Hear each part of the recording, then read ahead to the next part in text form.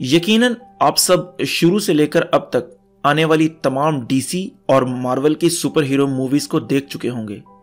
उनमें से कई फ्लॉप थी, कुछ अच्छी थी और कुछ बहुत अच्छी थी। तो ऐसी क्या चीज है जो एक मूवी को अच्छे से बहुत अच्छे वाले लेवल पर लेके जाती है? मेरी नज़र में दो ऐसी चीजें हैं कि जो एक अच्छी सुपर हीरो मूवी या चाहे किसी भी तरह की अच्छी मूवी बनाने के लिए बहुत जरूरी है। तो मेरा नाम है जुबैर और आप देख रहे हैं रेड वुल्फ।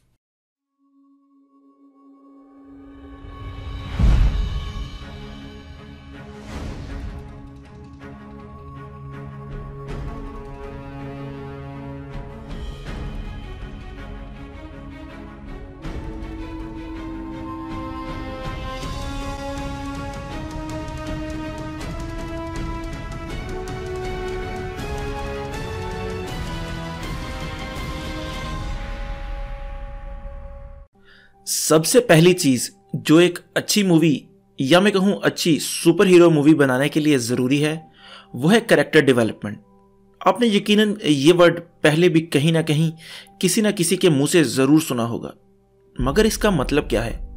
कैरेक्टर आर्क या कैरेक्टर डेवलपमेंट कहते किसे हैं?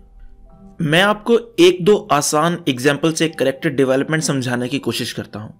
वैसे तो हजारों एग्जाम्पल निकाली जा सकती हैं इस लिहाज से, मगर मैं सिर्फ उन एग्जाम्पल्स को ही लूंगा जो कि आप हजम कर सकें। सबसे पहली मिसाल टोनी स्टार्क का किरदार आयरन मैन 1 में है। जब मूवी स्टार्ट होती है तो टोनी एक अमीर बिगड़ा हुआ अमीर माँ बाप का जीनियस बच्चा है, जिसको ना तो किसी की फिक्र है और ना ही वो किसी के बारे में सोचता है और ना ही उसे इस बात की परवाह है कि कोई जी रहा है या फिर कोई मर रहा है। मगर जब मूवी अपने एंड तक पहुंचती है तो टोनी का किरदार पूरी तरह बदल चुका होता है। उसको अपनी जिंदगी में एक मकसद मिल जाता है और उसको एक इंसानी जान की कीमत का अंदाजा हो चुका था। दूसरी मिसाल मैं लूंगा ब्रेकिंग बैड के वॉल्टर वाइट की, जो कि स्टार्ट में तो एक बेचारा सा टीचर था, मगर जब पूरा शो एंड हुआ तो वो एक प्योर विलन बन चुका था, जो कि कैरेक्टर डेवलपमेंट की एक मिसाल है। और भी काफी मिसालें हैं जो कि आप सुपर हीरो मूवी से ही ले सकते हैं, जैसे कि थॉर 1 में थॉर का किरदार। शुरू में तो वो बिल्कुल ही कुछ और था और एंड तक पहुंचते पहुंचते वो जिंदगी का असली सच देख चुका था और अपने दोस्तों के लिए अपनी जान भी कुर्बान करने के लिए तैयार हो जाता था और टोटली बदल चुका था। बैटमैन बिगिंस में ब्रूस वेन का किरदार भी बहुत बेहतरीन एग्जाम्पल बन सकती है कैरेक्टर डेवलपमेंट की। यानी इससे हमें एक चीज तो पता चल गई कि कैरेक्टर डेवलपमेंट है क्या। शुरू में आपके किरदार में एक कमी होती है, जिस कमी पर थिएटर में बैठी सारी ऑडियंस की नजर होती है और मूवी के एंड तक आप उस कमी को पूरा करने की कोशिश करते हैं। यही वजह है कि कई दफा एक अच्छे बजट की मूवी भी फ्लॉप हो जाती है, क्योंकि उनके किरदार प्रॉपर्ली डेवलप नहीं होते। आसान अल्फाज में अगर कहें तो कैरेक्टर डेवलपमेंट का मतलब है कि थिएटर में बैठी ऑडियंस या घर में बैठी ऑडियंस जो उसको देख रही है, उस किरदार के बारे में उन्हें परवाह करवाना कि आपके अगर कैरेक्टर को कुछ भी होता है तो उन लोगों के दिलों को भी दुख हो। तो इसे कहते हैं कैरेक्टर डेवलपमेंट, जो कि एक अच्छी मूवी बनाने के लिए बहुत जरूरी होता है। दूसरे नंबर पर जो चीज मेरे लिहाज से बड़ी अहमियत रखती है वो है सैक्रिफाइस, यानी कुर्बानी, बलिदान, त्याग वगैरह। इसको भी समझने के लिए हम दो सीन्स देखेंगे और वो दोनों स्पाइडरमैन मूवी के हैं। पहला सीन स्पाइडरमैन 1 का क्लाइमैक्स सीन है, जहां पर ग्रीन गॉब्लिन के एक हाथ में स्पाइडरमैन की गर्लफ्रेंड है और दूसरे हाथ में चेयर लिफ्ट की रस्सी है, जिन्हें वो छोड़ता है और स्पाइडरमैन दोनों को बचा लेता है।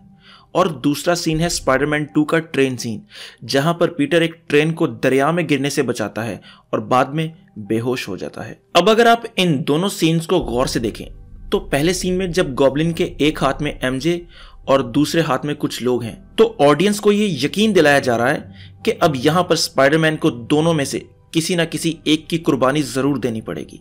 मगर होता क्या है, स्पाइडरमैन दोनों को बचा लेता है, जो कि सरासर धोखा है सामने बैठी ऑडियंस के साथ। और दूसरे सीन को अगर देखें तो स्पाइडरमैन वो ट्रेन को रोकने में इतना मगन हो जाता है कि वो अपनी सारी पावर इकट्ठी करके ट्रेन को तो रोक देता है, मगर इस सब के नतीजे में उसको अपनी आइडेंटिटी का सेक्रीफाइस देना पड़ता है, जो कि इस सीन को और इस मूवी को बेस्ट सुपर हीरो मूवी बनाता है। और सिर्फ यही नहीं, पूरी स्पाइडरमैन 2 में पीटर की लाइफ सेक्रीफाइस से भरी पड़ी है। यानी वो अपनी गर्लफ्रेंड का शो देखने जा रहा था तो चोरों को रोकने के लिए रुक जाता है और वहां नहीं पहुंच पाता जहां उसे होना चाहिए था, जिससे वो अपने रिलेशन का सेक्रीफाइस करता है। लोगों को बचाने के लिए वो अपनी जॉब का सेक्रीफाइस करता है और यही सारी चीजें इस मूवी को बेस्ट मूवी बनाती हैं। कुछ लोग शायद नए हैं मार्वल और डीसी के ट्रेंड में और वो होमकमिंग को ही सबसे बेस्ट मूवी मानते हैं स्पाइडरमैन की, मगर आप कभी भी किसी भी समझदार बंदे से पूछेंगे तो वो आपको यही बताएगा कि स्पाइडरमैन 2 बेस्ट स्पाइडरमैन मूवी है और उस जैसी सुपर हीरो मूवी ना आई है और ना ही आएगी, एक्सेप्ट नोलन की बैटमैन ट्रिलॉजी। और भी कई ऐसी मूवीज हमने देखी हैं कि जिनमें मेन लीड की कास्ट के सेक्रीफाइस ने मूवी को 4 चांद लगा दिए, जिनमें recent he I wonder woman में स्टीव ट्रेवर का सेक्रीफाइस था। तो मेरे लिहाज से ये 2 चीजें बड़ी अहमियत रखती हैं एक अच्छी सुपर हीरो मूवी बनाने के लिए। और भी काफ़ी चीज़ें हैं मेरी नज़र में जो मैं आप लोगों के साथ शेयर करना चाहता हूं। तो अगर आपको ये वीडियो ज़रा से भी पसंद आई हो तो लाइक करें और सब्सक्राइब का बटन दबाकर मुझे सपोर्ट करें। तो खुश रहें, खुश रखें। अल्लाह हाफिज़।